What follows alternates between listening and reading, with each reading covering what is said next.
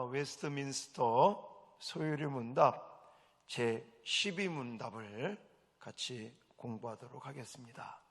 자, 먼저 12문 그리고 답을 화면 보시면서 같이 한번 읽겠습니다. 시작. 사람이 창조받은 지위에 있을 때에 하나님께서 그에게 행하신 특별한 섭리는 무엇입니까? 하나님께서 사람을 창조하신 후에 완전한 순종을 주권으로 생명 언약을 맺으시고 선악을 알게 하는 나무의 열매 먹는 것을 사망의 벌로써 금하셨습니다. 아멘. 오늘은 하나님께서 사람에게 특별한 이 섭리, 이거에 대한 말씀을 같이 나누겠습니다. 여러분, 하나님께서 창조하실 때 가장 핵심이라고 그럴까요? 하나님께서 첫째 날서부터 여섯째 날까지 이 빛과 어둠을 창조하신 것부터 시작을 해서 이 짐승들과 가축까지 또 인간까지 만드시면서 하나님께서 가장 초점을 맞추는 피조물, 가장 심혈을 기울이면서 하나님께서 하셨던 그 창조의 사역 가운데 가장 하이라이트는 누구를 창조하는 거겠습니까? 인간을 창조하는 거였다. 자, 이렇게 하나님의 창조에서 창조 안에 핵심되는 하이라이트가 되는 인간이듯이 하나님께서는 다른 피조물과는 달리 인간에게, 사람에게만 특별한 은총을 주십니다. 그걸 가리켜서 특별한 섭리, 특별한 작정, 이런 단어들을 쓰는데 이게 뭐냐면 행위 언약이다, 생명 언약이다, 이런 단어들이 있습니다. 이게 좀 신학적인 용어고 아마 처음 들어보시는 분도 계실 건데, 다시 말하면 하나님은 세상을 창조하신 후에 사람을 구원하시기 위해서 특별한 섭리를 실행하셨다라는 겁니다. 다시 말해서 하나님은 인간에게 특별한 섭리, 특별한 작정을 통해서 약속을 하셨다, 언약을 맺으셨다. 여러분, 짐승을 만들어 놓고 하나님이 언약, 약속한 게 있어요, 없어요? 없습니다. 하나님께서 창조하신 그 어떤 것도 하나님께서 이런저런, 나중에 제가 또 설명을 하겠지만 이 어떤 약속이라는 것은 상대방이 있습니다. 하나님께서는 다른 피조물과는 약조, 이 언약, 약속한 게 없는데 단 인간에게만 특별하게 언약, 약속을 해 주셨는데, 그때 창조 때에 인간에게 주신 이 특별한 섭리, 이 언약을 무슨 언약이라고 하냐면 행위 언약이다, 이렇게 말하는 것입니다. 자, 이 언약 말 그대로 약속인 것입니다.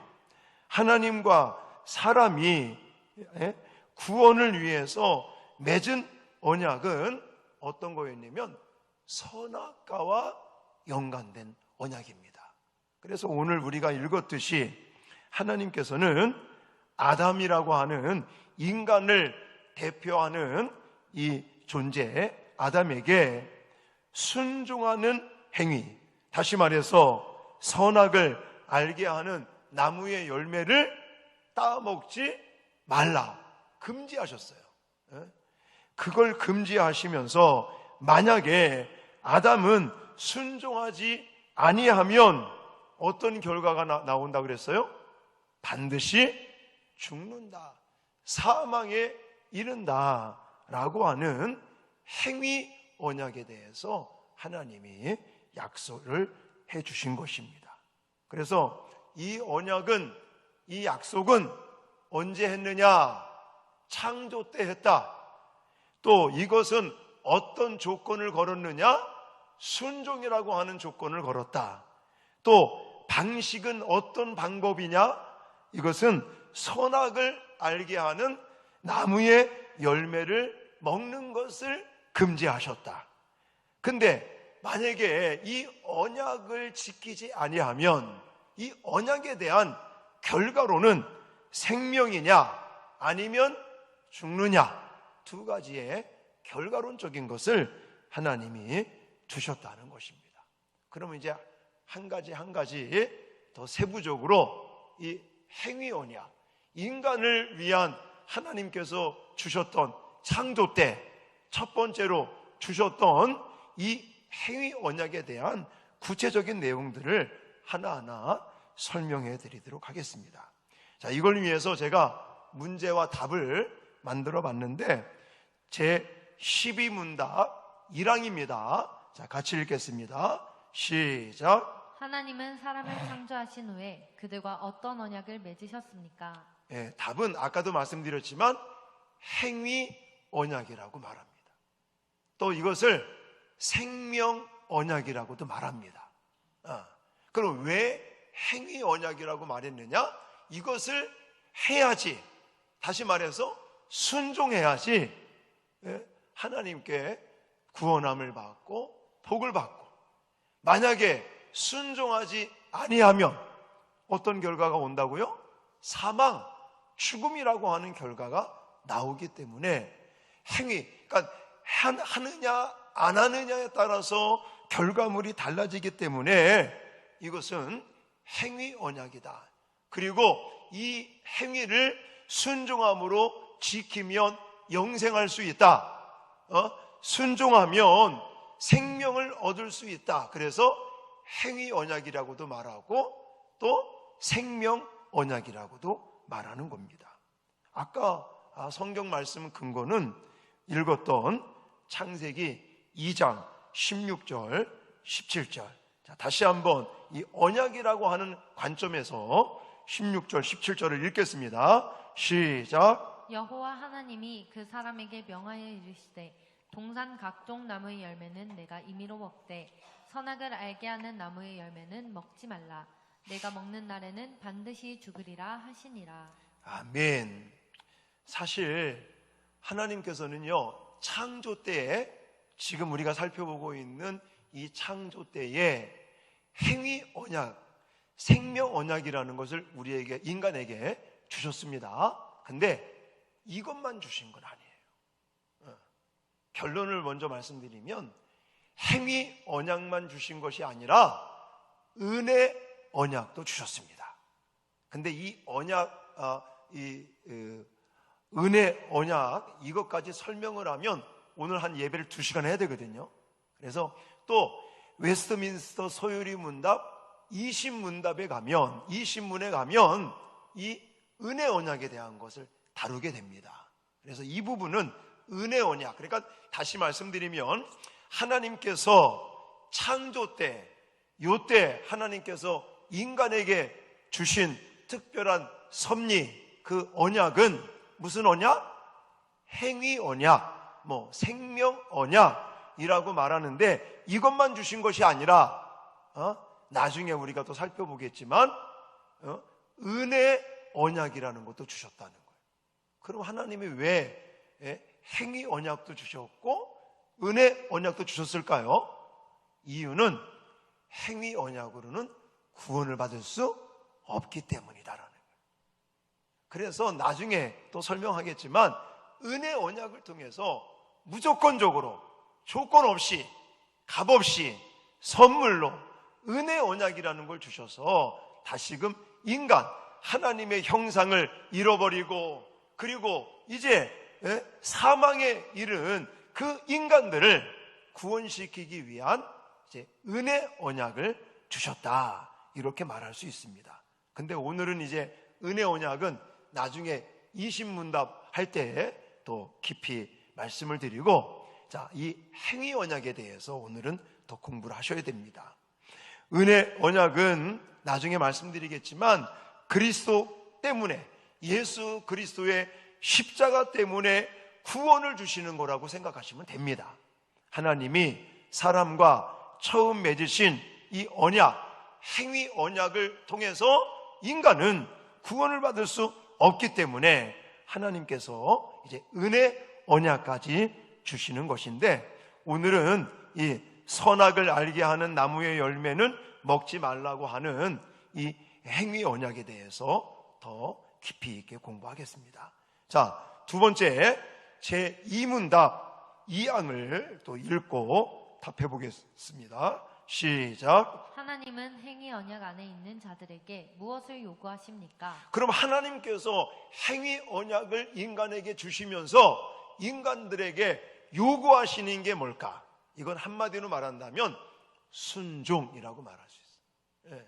자, 갈라디아서 3장 12절 말씀 같이 읽겠습니다. 시작. 율법은 믿음에서 난 것이 아니니 율법을 행하는 자는 그 가운데서 살리라 하였느니라. 아멘. 여기 보니까 율법은 믿음에서 난 것이 아니니, 그러면서 율법을 행하는 자는 결국은 살게 된다. 근데 아까 왜 창세기 2장 말씀을 보면 산다는 이야기를 강조하시기보다는 죽는 것을 강조했습니다. 선악을 알게 하는 나무의 열매를 먹으면 반드시 정령 죽으리라 라고 하는 죽음에 대한 이야기를 하셨지만, 하나님께서 원하시는 것은 죽음을 원하시는 것이 아니라, 불순종을 하여 죽음에 이르는 것을 원하시는 것이 아니라 순종을 통해서 생명에 이르기를 원하시는 것입니다. 할렐루야. 행위 언약 안에 있는 자들이 하나님의 구원을 받고 은혜를 받기 위해서는 순종, 그것을 제대로 순종하며 지킬 것을 하나님께서 요구하고 있다는 것입니다. 자, 그러면 좀 더 한 걸음 더 나가서 더 들어가서 제 12문답 3항 또 읽겠습니다. 시작. 하나님은 행위 언약 안에 있는 자들에게 얼마만큼의 순종을 요구하십니까? 하나님께서 행위 언약을 통하여 인간에게, 사람에게 요구하시는 순종은 과연 얼마만큼, 어느 정도의 순종을 요구하시느냐? 완전한 순종이다 라고 말할 수 있습니다. 자, 야고보서 2장 10절에 보시면 같이 읽겠습니다. 누구든지 온 율법을 지키다가 그 하나를 범하면 모두 범한 자가 되나니. 아멘. 행위 언약 안에 있는 자들이 하나님의 구원을 받고 은혜를 얻기 위해서는 모든 그 내용, 그걸 우리는 율법이라고 말합니다. 율법을 하나도 빠짐없이 다 지켜야만 했습니다. 이것은 부당한 것이 아닙니다. 어떤 사람은 아니, 어떻게 인간이 율법을 완전하게 다 지키며 순종할 수 있습니까? 라고 반문할 수 있어요. 근데 그때는 가능한 거예요. 타락한 지금은 그게 안 되는데, 그 당시 타락하기 전 첫사람인 아담과 하와가 하나님으로부터 아직 선악과를 따먹지 아니하고 창조된 그때는 인간을 어떻게 하나님께서 창조했다고 그랬어요? 하나님의 형상, 하나님의 모양을 따라 인간을 창조했다고 그랬어요. 거기서 분명히 제가 말씀드렸잖아요. 하나님의 형상으로 하나님의 모양을 따라 지음받았다고 하는 것은 이 외형이 아니라 뭐라고 그랬어요? 하나님의 속성, 지정의라고 하는 하나님의 속성을 따라서 인간을 창조한 거예요. 그 말은 우리 인간에게 무엇이 있다는 거예요? 하나님의 형상, 하나님의 속성, 지정의가 있었다는 거예요.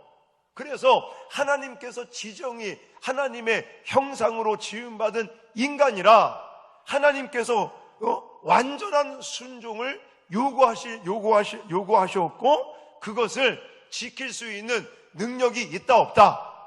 있었다는 거죠. 그 당시에는 있었던 거예요. 따라서 하나님은 아담과 하와를 하나님의 형상으로 창조하셨기에 우리 인간, 타락하기 전에 인간들은 완전히 순종할 수 있는 능력이 있었는데 아담과, 그래서 그걸 가리켜서 자유의지라는 말도 합니다. 그래서 그들은 정말 불순종의 책임은 전적으로 아담과 하와에게 있는 것이지, 어떤 사람은요, 그럼 왜 하나님이 선악과를 만들었어? 그거 안 만들어 놓고 안 따먹게만 하면은 인간이 타락하지 않는 거 아닌가? 또 그렇게까지 생각하시는 분들이 계신데 그거는 좀 잘못됐습니다. 자, 또 이 제12문답 사항을 읽어보면서 그런 부분들을 더 설명을 좀 해드리겠습니다. 자, 시작. 하나님이 행위 언약에서 금지하신 것은 무엇이었습니까? 네, 선악과를 따먹지 말라라네. 선악과를 먹는 거에 대한 금지령. 예. 하나님은 아담과 하와가 선악과 열매 먹는 것을 금지하고 계셨습니다. 그러면 방금 제가 여러분들에게 질문했던 것처럼 과연 왜 하나님은 선악과를 만들었을까요? 왜 그것을 에덴 동산 중앙에 두셨을까요?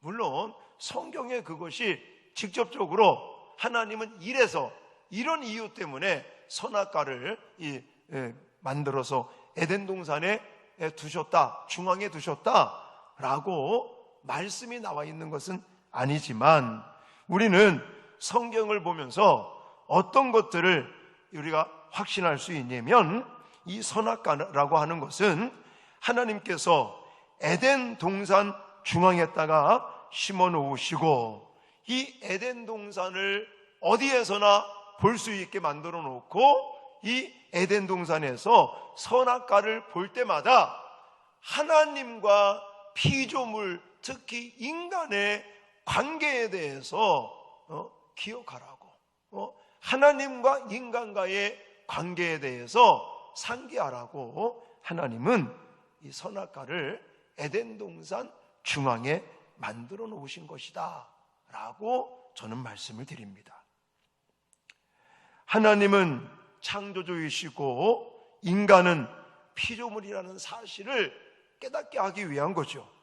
하나님은 선악을 알게 하는 나무를 에덴 동산에 두셔서 인간으로 하여금 하나님의 절대 주권을 가지신 그 왕, 통치자, 그 주권자, 그리고 그 주권자로부터 지음받아 또 그분이 정말 사랑을 주시고 필요한 것들을 공급해 주시고 그걸 통해서 하나님과 교통하고 서로 하나님 안에서 정말 하나님께서 주시는 은혜와 복을 먹고 생명을 가지고 그 에덴 동산에서 영생하는, 또 그 에덴, 낙원이라고 말할 수 있습니다.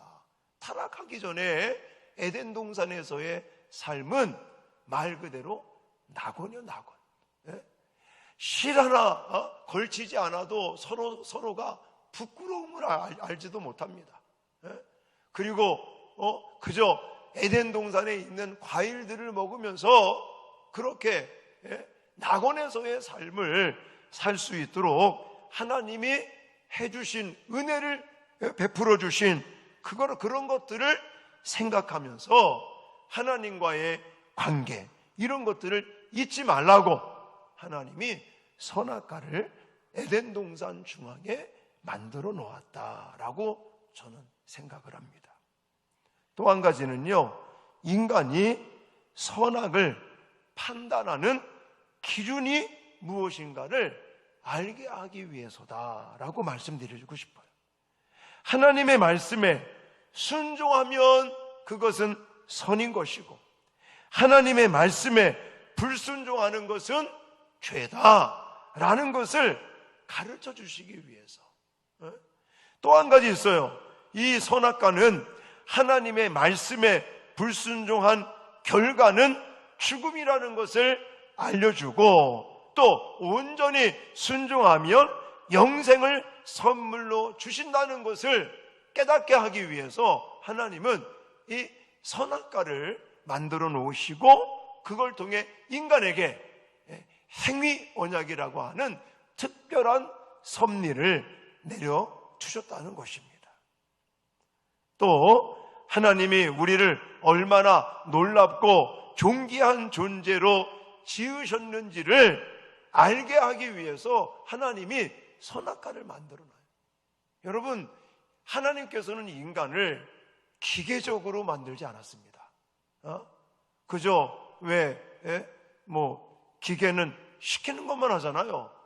이제 로봇 시대가 온다고 그러는데 이 로봇이 프로그램에 따라서 명령어에 따라서 움직이는, 근데 인간은 그런 기계와 같은 존재로 만들지 아니하고 하나님은 사람에게 말씀에 순종할 수도 있게 또 불순종할 수도 있게 자유의지라는 걸 주셨다는 거예요.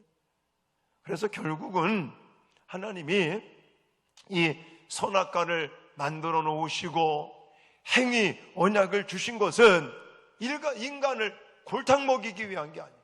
인간을 억압하기 위해서가 아니라 인간과 하나님과의 관계, 그리고 인간으로서 하나님께로부터 지음받은 존재가 얼마나 존귀한 자인 것들을 알고, 그러면서 자유로운 어떤 자유의지 속에서 살아갈 수 있도록 또 이것이 죄냐 이것이 죄가 아니냐 이런 판단의 기준을 세우시기 위해서 하나님은 행위 언약이라는 것을 인간에게 주셨다는 것입니다.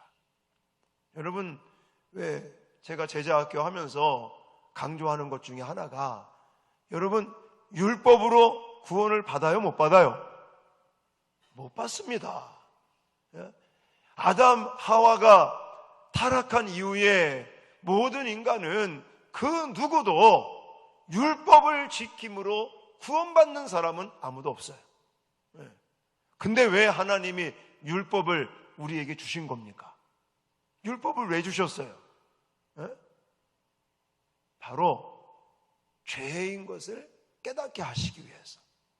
그래서 율법이라고 하는 것이 옛날 성경에 보면 몽학선생과 같다, 지금 성경에는 가정교사와 같다라고 표현하고 있어요.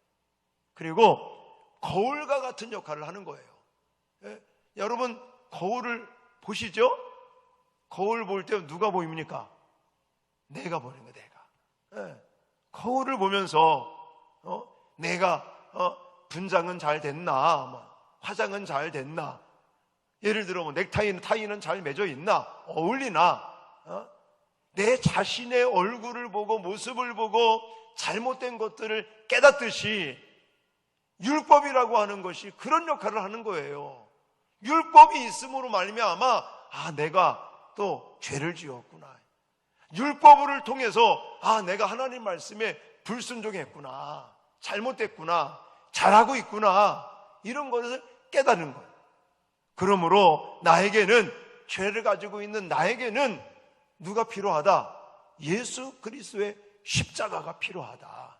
그래서 몽학선생, 예수 그리스도에게로 인도하는 몽학선생과 같은 역할을 율법이 한다라고 성경은 말씀하고 있는 겁니다. 율법이 우리를 구원에 이르게 하지는 못하지만 예수께로 인도하는 역할을 하기 때문에 율법을 하나님이 우리에게 주신 것이에요. 마찬가지로 행위 언약도 마찬가지예요. 행위 언약도. 자, 12문답 5항 마지막 이거 같이 읽고 정리해 보도록 하겠습니다. 시작. 행위 언약을 위반할 때 받게 되는 형벌은 무엇입니까? 아까도 말씀드렸죠? 사망, 죽음에 이르게 되는 것입니다. 아까 읽었던 창세기 2장 17절에도 선악을 알게 하는 나무의 열매는 먹지 말라, 내가 먹는 날에는 어떻게 된다고요? 반드시 죽으리라. 죽을까 하노라가 아니라 반드시 죽으리라. 로마서 6장 23절에도 죄의 삭은 사망이다 라고 분명히 말씀하고 있습니다.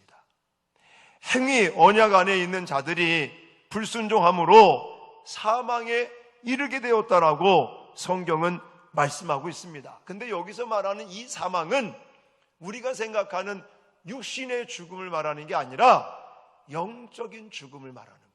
영적인 죽음. 그 영적인 죽음이 뭐냐? 하나님과 단절되는 것. 성경을 보면요, 인간에게는 세 가지의 죽음이 있다라고 나와요.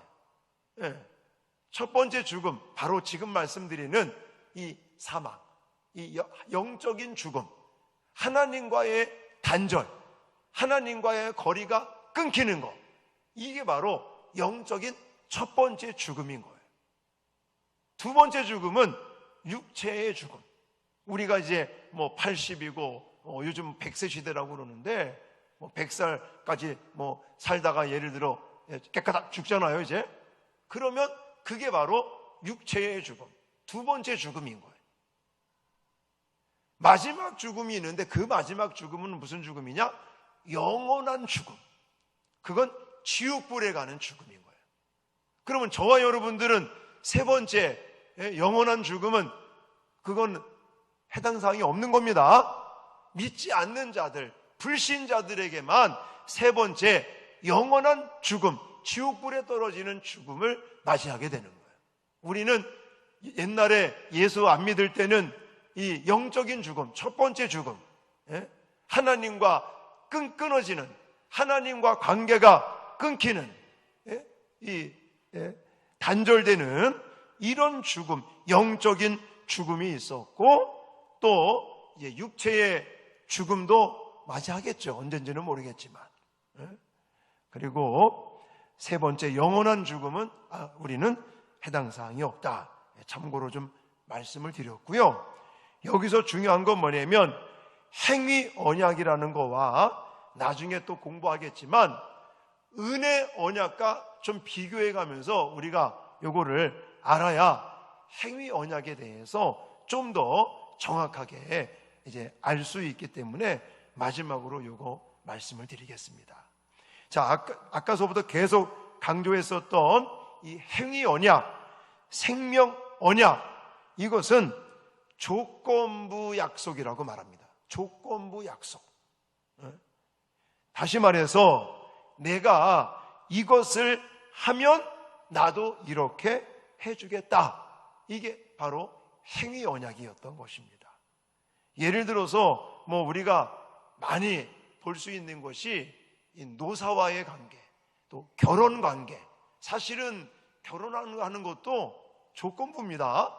여러분 사랑해서 결혼을 한다고 말하지만 사실은 아내와 남편의 이런 조건적인 그런 어떤 만남과 또 미래에 대한 조건부 약속이다라고 말할 수 있는데 바로 행위 언약이 그런 거라는 거예요. 자, 그러면 이것을 통해서는 우리는 구원받을 수가 없는 거예요. 왜냐? 이 행위에 대한 언약을 완벽하게 지킬 수 있는 사람이 없기 때문이다라는 거예요. 예를 들어서 우리가 하루하루 살다가 미워하지 않을 때가 있습니까? 하루라도 우리는요 살다가 보면 미운 사람이 생기기도 합니다. 그러면 예수님께서는 마음에 미움이 있으면 그 사람 뭐 했다고 그랬어요? 살인했다고 그랬습니다.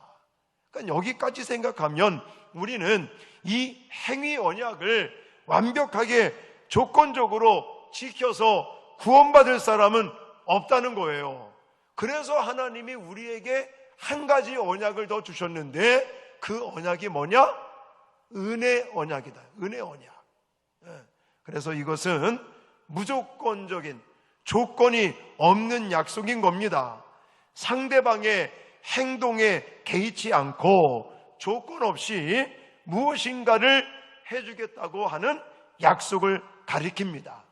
대표적으로 부모가 자녀들에게 상속을 주는 거, 이런 걸 보는 거예요. 자, 예를 들어서 돈이 많은 아버지가 있습니다. 이 아버지가 예를 들어 수천억을 가지고 있다고 칩시다. 근데 아들이 맨날 그냥 되짓고 깜빵을 들락날락 그래요. 그럼 이 아버지가 그 아들이 자랑스럽겠습니까? 안 그렇겠죠. 못마땅하죠. 피기 싫죠. 마음에 안 들죠. 근데 이 아버지가 죽었어요.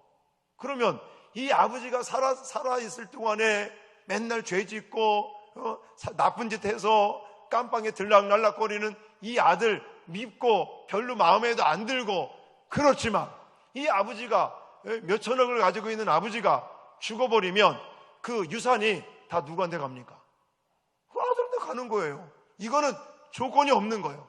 다만 조건은 아들이라는 거, 그거 외에는 조건이 없는 거예요. 뭐 깜빵 생활을 했든 뭐 선한 일을 했든 악한 일을 했든 그거와 무관하게 그렇게 주어지는 그걸 하나의 선물이라고 말할 수 있겠죠. 그거와 마찬가지로 이제는 하나님께서는 행위 언약만 주신 것이 아니라 무슨 언약도 주셨다? 은혜 언약도 주셨다. 그건 나중에 이 신문답 공부할 때 더 자세히 공부하도록 하겠고요. 자, 오늘 이제 결론적으로 좀 정리해서 마무리를 짓겠습니다. 하나님은 우주 만물을 창조하시면서도 그 초점을 누구에게 맞췄다고요? 인간, 사람에게 맞췄어요. 그런 사람에게 하나님은 특별 대우를 해주신 거예요. 특별한 섭리로, 특별한 작정으로 어떤 언약을 주셨다고요? 행위 언약이라는 걸 주셨다는 거. 근데 이 행위 언약이 사실은 조건부라고 말씀드리지 않았습니까? 이걸 지켜야, 순종해야 구원도 받고 복을 받고, 불순종하면 어떻게 된다고요? 사망에 이른다, 죽음에 이른다. 그런데 하나님께서는 이런 언약을, 이런 행위 언약을 결국은 아담과 하와가 불순종하지 않았습니까? 근데도 하나님께서 이 행위 언약을 왜 주셨다고요? 인간을 위해서 주신 거라고요. 왜냐? 인간을 구원시키기 위해서. 이 행위 언약이 있어야 하나님과 인간과의 관계를 기억하게 하는 거예요.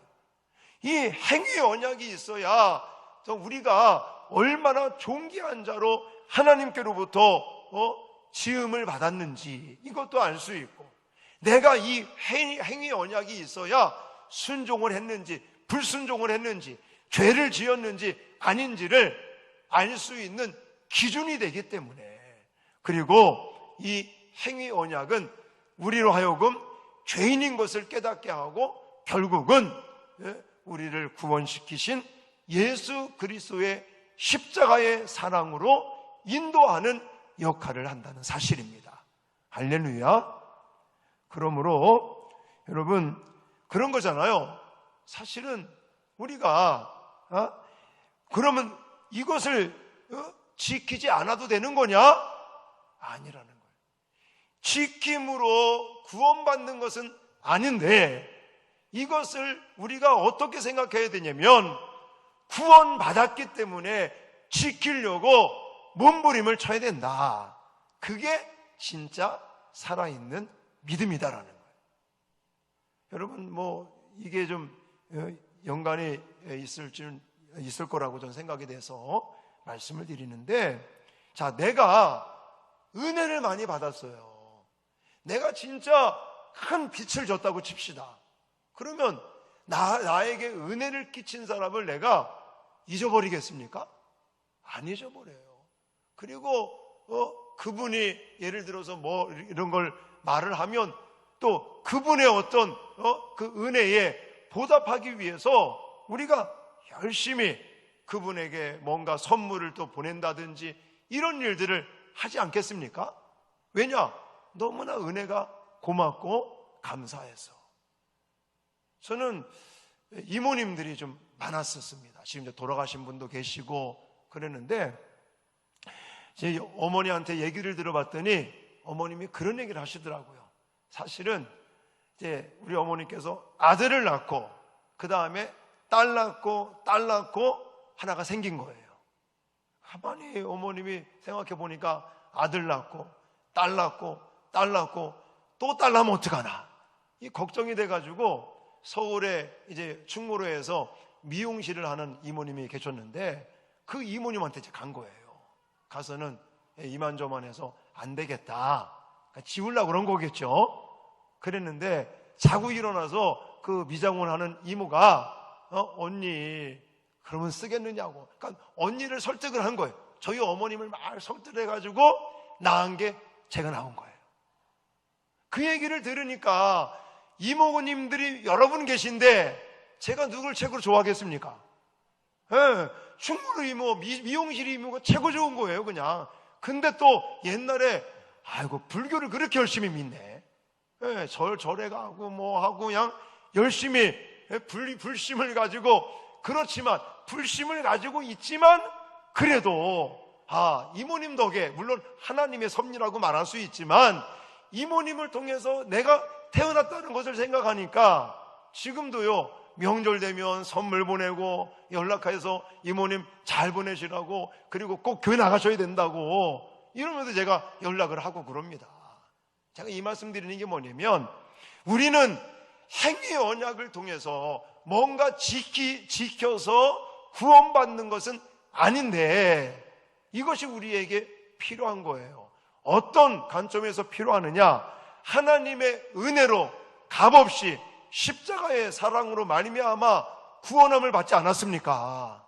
그런 하나님의 사랑과 은총을 받은 우리이기 때문에 완벽하게 지킬 수는 없지만 그 행위 언약을 지키려고 몸부림치는 것이 마땅하다는 거예요.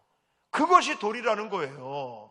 그걸 무시하면서 내가 무조건적으로 구원받고 무조건적으로 하나님의 사랑을 받고 은총을 받으니까 안 해도 돼, 이게 아니라 내가 하나님께로부터 은총을 받고 사랑을 받고 구원함을 받았으니 믿는 자답게, 하나님의 자녀답게 예수의 제자로서 행위 언약대로 살아가려고 100% 완벽하게 지킬 수는 없지만 그것을 지키기 위해서 몸부림치는 저와 여러분들이 돼야 될 줄 믿습니다.